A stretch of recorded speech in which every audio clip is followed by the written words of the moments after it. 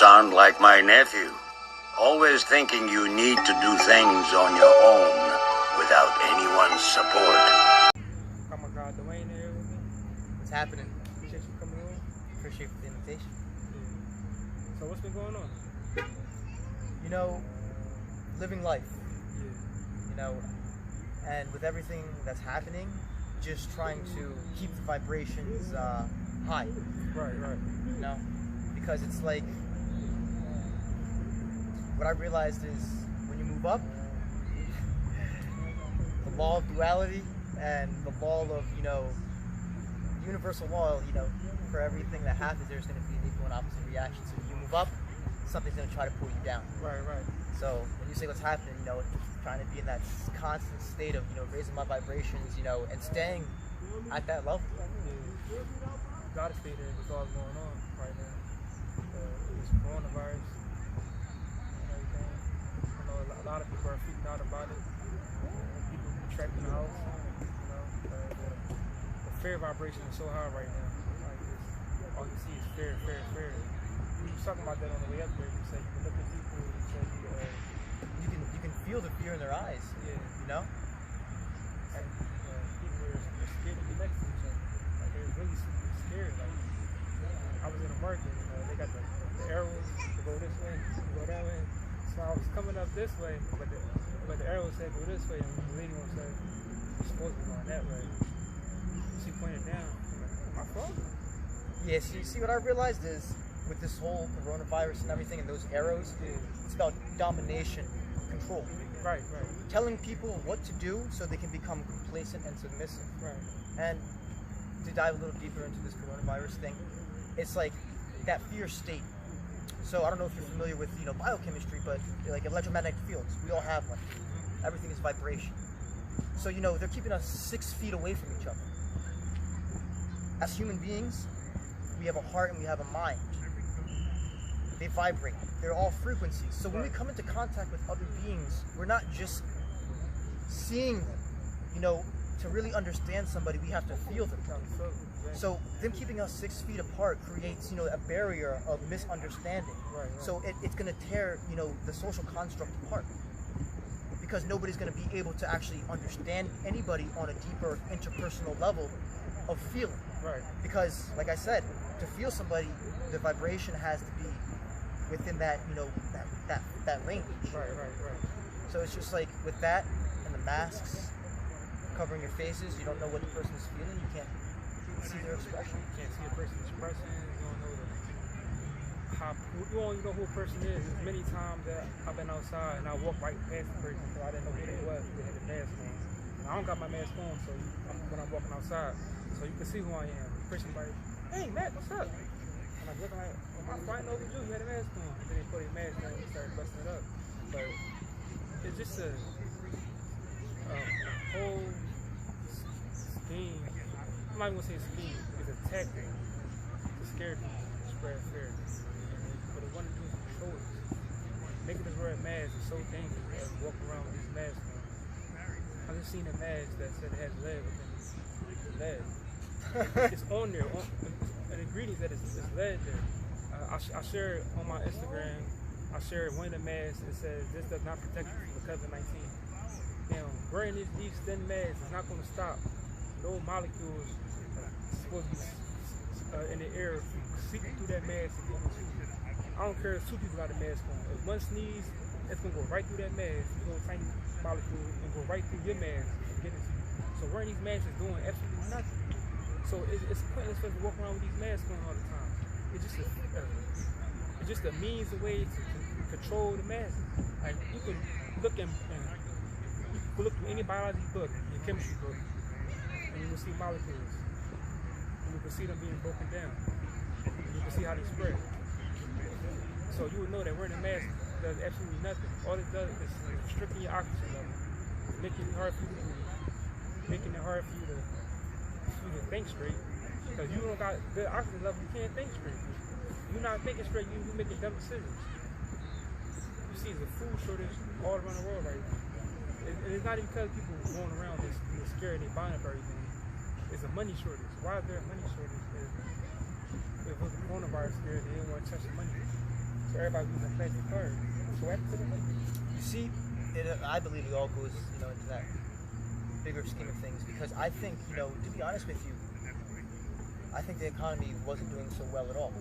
And being that, they can create a pandemic where they stop people from going out, they close everything down, Right. and then they send out stimulus checks Right. because of the so-called virus. Right. So it's like, I believe it's an undercover scheme to, boost the economy because the economy is not doing so well. So I think there's multiple factors and multiple, components that are in play, with this whole virus in terms of bringing in maybe, as some would like to call it, the New World Order. Yeah. Yeah, that definitely was about bringing in the New World Order, the One World Order. And sometimes I want to say Trump is just another puppet, but sometimes I feel like Trump is clueless and he don't know what's going on. And they're really just doing this stuff all around Trump. But I can't be the naive to think that Trump gotta know somewhat of what's going on.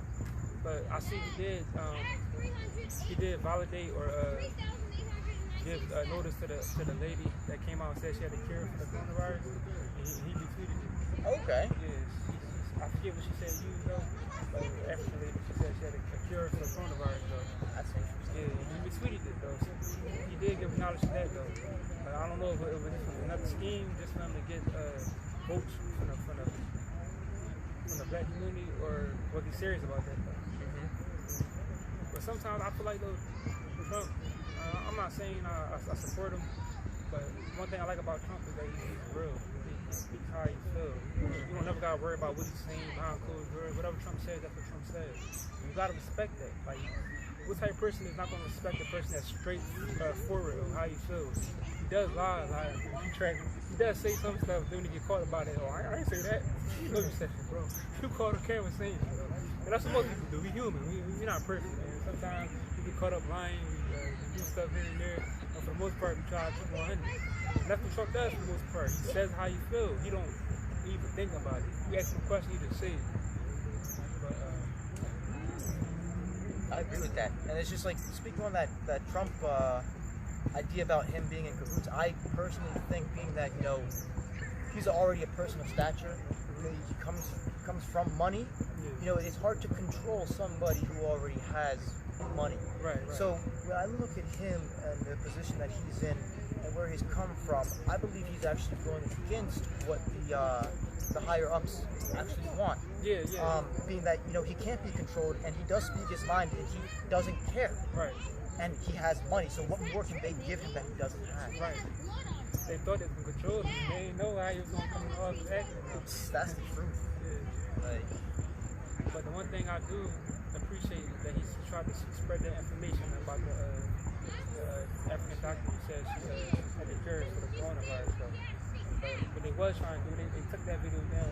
Really? Yeah. And another thing they're doing now is you can't really mission 5G and the coronavirus in the same video. You can't really do stuff like that. Wow, I never knew that. Yeah. That's interesting. Yeah, cause it's crazy because there's a lot of stuff they demonetize and they'll take down. Just a video earlier I was posting just on the Avatar.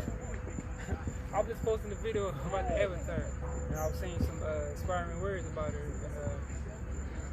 And on Instagram they said I can't post this. I don't got the right to post this. It said something about Korra. I'm like, Avatar, I don't got the right to post this. People post cartoon videos all the time. I can't post this. Ridiculous. What they're trying to do is they're trying to shut you up. Anything you try to put out there to wake people up, or that got any truth in it, they're going to try to take it down, or try to say you can't put it up, or they're going to try to make sure it don't get out there.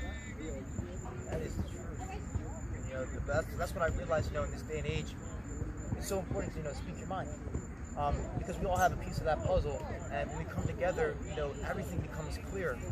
And especially with this whole coronavirus thing going on, it's keeping people apart and everything, it's like people could be coming together, with a solidified understanding of, hey, what can we do, as a community, to make our own way, God forbid, if there's no more food in the stores, Right. if there's no more this, Right. But they're stopping that by keeping, the social distancing in place and everything else. What I realize is, people have to come to an awareness of, stop being spoon-fed information and Yeah. really, understand what they're being given. Right. Whether it's a state of what vibration it's being given in. Is it being given in a state of fear or a state of love? Right. You see what I'm saying? Then when you understand, how the information's coming in, you can choose whether or not you want to accept that information. It's just like if it's in a fear state of mind, more than likely it's not real. You see what I'm saying? Because from what I realized is like everything that is true, comes from love. So if the media, is true and real, they'd be telling you how to protect yourself against the virus instead of, trying to control you in relation to, I'll keep this many feet away from people, only 25, people per gathering, so many rules and regulations, not really, showing any sort of passion or understanding. And being in a state of fear, that's the worst state to be in. Because you make the most horrible choices when you're scared. People will kill out of fear. They'll steal out of fear. You'll condemn somebody out of fear. Like, going back to when they used to have the witch hunts and stuff, so many innocent women used to get killed because they thought they were witches. Really? Like, it was crazy. Like, they used to kill so many women back in the day. I don't know. Like the Salem witch trials and stuff like that you're talking about? Okay, yeah, I'm familiar with that, yeah. For no reason, just because you thought this person was witch, you didn't kill them. And 9 times out of 10, these women, even if they was witches, they were doing stuff like giving out herbs and stuff like that, like healing the community. You out there, you burn them to the stake, they're hanging with all that. A lot of times, a lot of women wasn't even witches. You just crucifying women that's not even witches, just because they live by themselves. They're dealing with nature, and they're one with nature, in tune. They're dealing with types of herb medicine. You just crucifying out of fear.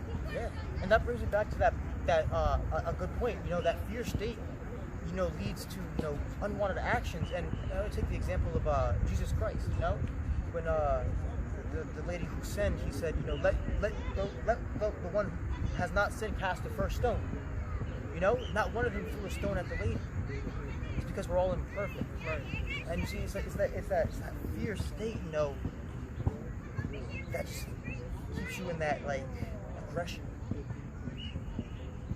Like, makes you angry. Lash out at the world, stuff like that. Instead of just, you gotta take a deep breath and you gotta view every situation with a clear mind, not with a fearful mind, with a clear mind. I mean, some people say without fear you'll be reckless, because the front of the lobe of your brain don't develop until you turn 25. So you turn 25. So that's why you see a lot of kids, they run around with no fear. Acting crazy.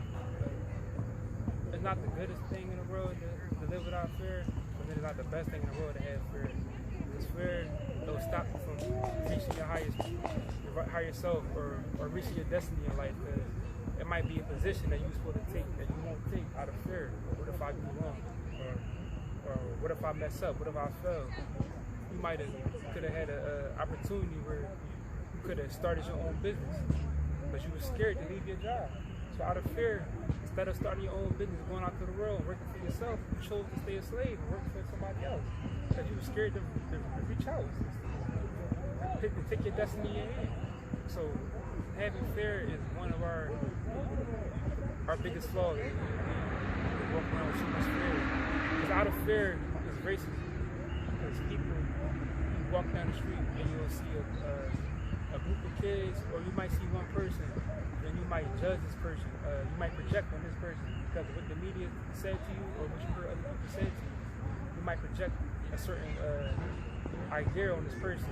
And you'll see this person all of a sudden getting scared, just thinking about what other people say, what the media say. So you see this person come down the street, so you projecting that, this person is going to do this, we're going to try this thing. So you might try something. So what if you scratch? What if you like some carry? You see this person coming down the street and you get scared. You don't know this person from can of thing. You never saw this person before. But you project it, now you're scared. So now you're licensed to carry, so now you pull out on this person. This person ain't doing nothing to you. You wonder why you reaching. So this person start acting funny because you reaching for your gun, so a pretty person gonna act funny. So now you pull out, you shoot this man in self-defense. Out of your own fear, you shot and killed the man in self-defense because you were scared. Yeah. And it shows, if there was love and compassion there, it would have been a different outcome. Yeah. You see, you'd have been more mindful. more aware, you know, and it's just You would walk down the street and say hi, both of y'all would have spoke, y'all would have kept moving. exactly. See, it's just it's the awareness, you know. Fear is choice. Danger is very much real, but fear is a choice. Fear is the choice. Yeah. See, You got to be aware of danger. And being aware of dangers and being in the fear mindset is two different things. Totally two different things. that's absolute truth. I like to, you know, always refer back to Jesus, and you know, even look how he acted at the very end of his life when, you know, he was being persecuted and killed. You know, at the torture stake, you know, he's wearing the crown of thorns on his head, carrying his own stake up, and it's just like, you know, even when he was about to die, what did he ask? He said, "Forgive them, Father, for they know not what they do." So even when he was in all that pain, he chose to be within love and compassion instead of fear and telling these people, "Oh, F you, F this, you're gonna die for doing this." No, he was within that state of love and compassion. And what I realized is, within that state,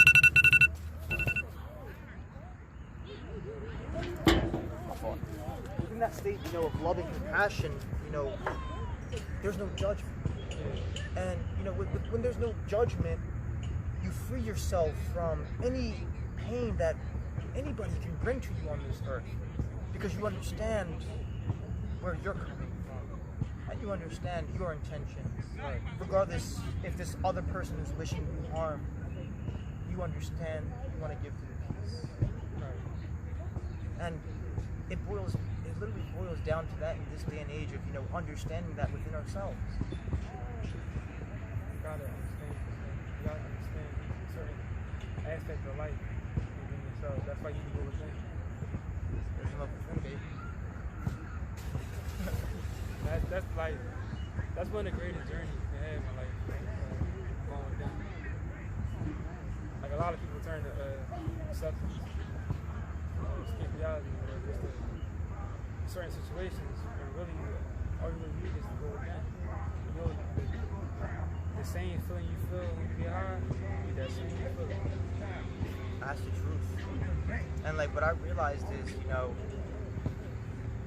at a certain point of, you know, taking so many substances and escaping reality, you now find yourself in another reality. And within that reality, now you want to escape that reality, so you got to come full circle back to the reality you were already in. Right. You see what I'm saying? Yeah. So, in reality, it's, you know, a simple awareness of choice. And don't get me wrong, I believe substances can, you know, help alleviate fear. You know, like some like mushrooms, you know, can help with anxiety. I feel, you know, certain substances, but it's you know, using those substances you know, within like a moderation in a controlled manner, and not necessarily, you know, using it to escape reality, but to understand. Yeah, like back in the Egyptian days, they had something where they used to blow and smoke. They would get high. They had plants where they would smoke. All different type of races do. The Chinese community did it before they would meditate and stuff. They would, like, those skinny thing they would have back in like the Ming Dynasty and all that. Okay. Yeah. To me, it was weed. It seemed like it would make them in a high state. It was I think I knew what you're talking about. Tobacco. It's the I forget the exact name, but I know what you're talking about. Yeah. So the Chinese used to do the Indians inhale whatever they used to inhale when they would go on their little journey. Mm-hmm. And they would see this go smoke on a fire, whatever stuff they used to do. And they used to do it. And back in the Egyptian days, the pharaohs and stuff, they used to, matter of fact, after they would come back from the right journey, the Indians, I can't even go into it, but I forget exactly what they used to do. But I know they used to inhale something. What did this inhalation do for them? Oh, it would give them visions. Visions. Yeah. Okay. And these visions, like, what ultimately would they do with the visions?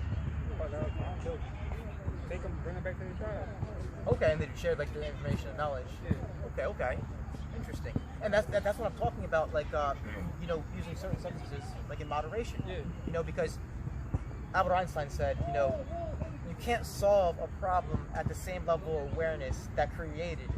So I look at that as, you know, okay, I'm gonna change my awareness real quick so I can solve this problem. Right. You know, and then you bring that, you know, that solution back when you're in that regular, walking state of consciousness. Yeah, and that's what they found had because the government when they tried to introduce the communities, the black communities with all types of LSDs and stuff, they thought it would bring them down, but what they seen it did was it sharpened their mind.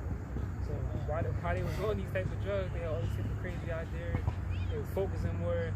So people don't understand. A lot of musicians, when they came up with all these hits they had, it was under the influence. Mm-hmm. I'm saying, but it's the how much you use. You don't need to use it all day long to escape reality. It's not what you need to do. If you're using it to escape reality, don't do it. Like you said, you're gonna always want to escape that reality. So one day you're gonna be too high and you're seeing all this crazy stuff. You're gonna want to leave that reality. So what you gonna do then? Gotta come full circle, you know what I'm saying? But it's like, with the substances, it changes reality. And what I realized is, how do I explain this without sounding crazy? Like, at a certain point of awareness,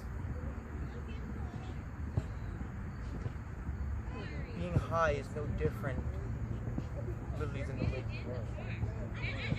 Walking sober. Because I realized when you change your awareness to the opposite extreme, like, I've never done LSD or anything like that, but like, say for example, LSD.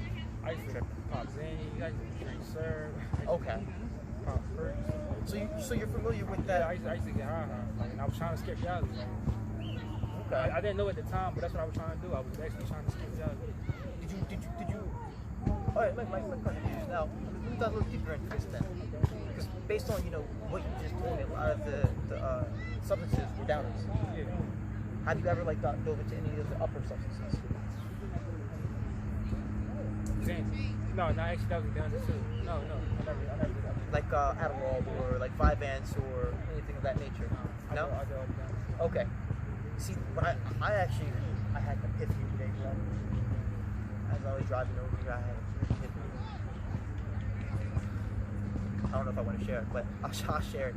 When you get to a certain level of feeling, and for me, I don't touch downers. At the beginning, maybe I drank alcohol at 18, 19, for 3 years after high school. Got into a deep depression. Questioned my life. What I was doing with it, escaped that shit, and then smoke weed occasionally. I like my sativas, because sativa's a little more upper than the indicas, but it's not necessarily down. What I realized though is with the uppers, bro, you begin to feel so much. You see, the downers numb pain. The downers take away feeling. Alcohol, Xannies, take away the anxiety, take away pain. Yeah, exactly. What I realized with the uppers is I began to feel more. Instead of just feeling what I feel, I can feel what you feel, literally. I can feel, maybe that might sound crazy, but I can feel thoughts. At a certain level of higher awareness, thoughts turn into feelings. And when you feel that anxiety come into your body, and you're already familiar with your vibration, you know that somebody is sending negative energy your way, or somebody is having a negative thought about you. And you see, what I realized is in a fasted state as well, when you have limited food, your actual physical body becomes light. So it's healing itself, but it's also more receptive to vibrations now.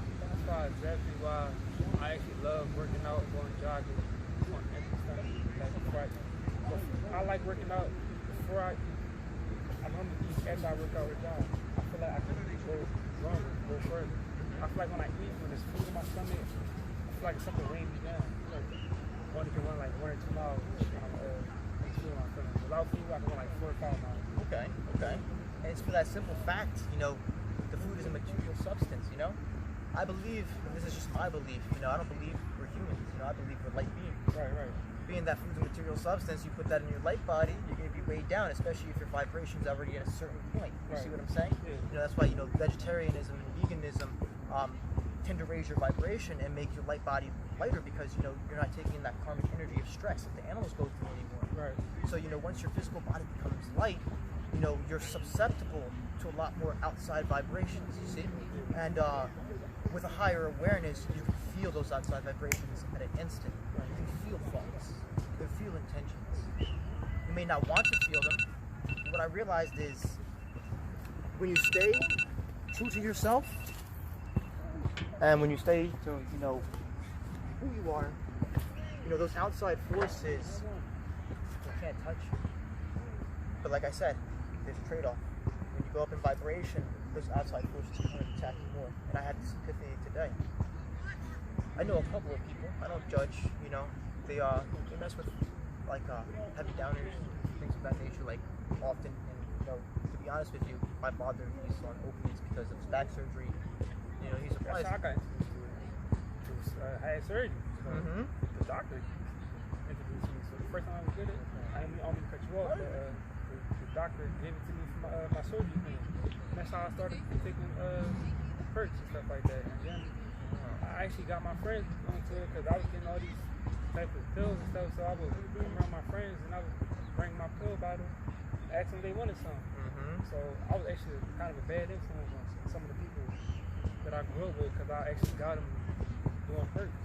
So, but at the end of the day, you know, your intention wasn't to be malicious. You know, your intention was to maybe let them feel good.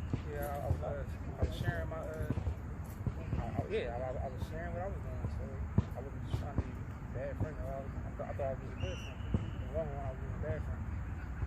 I mean, at the end of the day, like when you want to share an experience with somebody,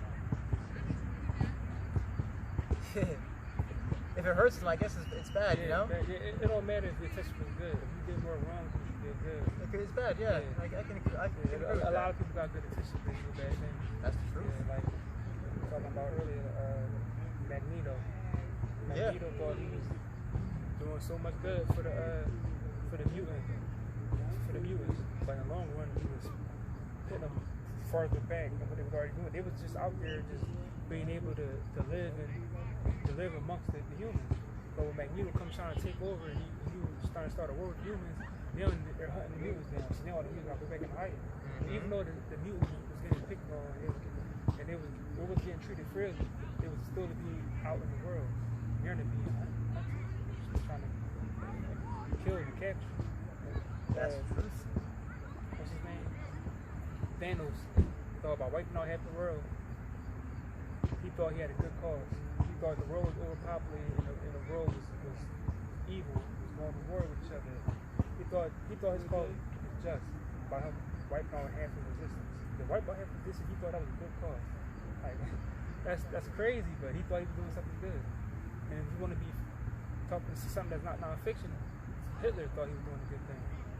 It's so many people that was doing the wrong thing for all the wrong reasons, but thought they was doing it for good reasons. In their eyes, from their perspective, they were doing a good thing.